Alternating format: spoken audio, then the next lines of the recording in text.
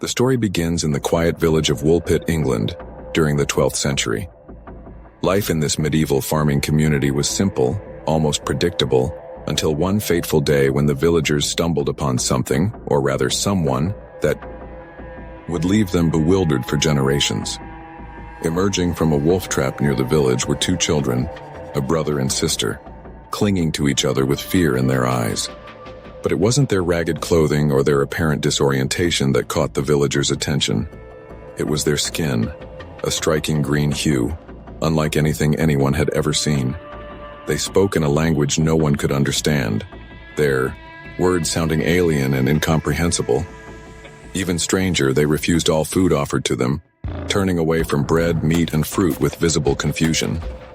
That is, until someone brought them raw green beans, which they devoured with an almost desperate hunger. As time passed, the children began to adapt. Slowly, they learned to speak the local language, and the sister, who survived longer than her brother, began to tell their story. According to her, they came from a land called St. Martin's Land, a place of perpetual twilight where everything carried a greenish hue. They said they had been tending their family's livestock when they heard a strange sound, described as a ringing bell. Following the sound, they found themselves lost in a tunnel of sorts, only to emerge in the bright, unfamiliar world of Woolpit. Their tale raised more questions than it answered. Was St. Martin's Land a metaphor? A misremembered description of a real place? Or was it something entirely otherworldly? Theories began to swirl. Some believed the children came from an isolated community hidden in the dense forests, malnourished and afflicted with chlorosis, a condition that gives the skin a greenish tint. Others speculated that they were refugees from a nearby Flemish settlement, displaced and confused by their traumatic journey.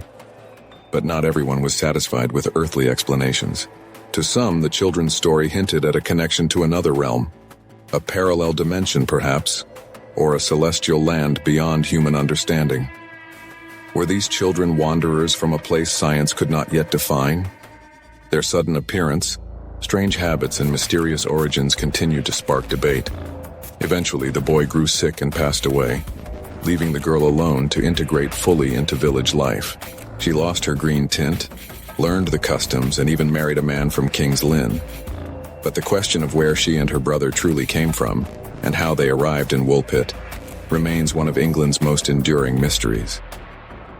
Even today, the story of the Green Children reminds us how little we know about the world and the unexplored realms of possibility. Were they lost travelers, refugees, or visitors from another dimension?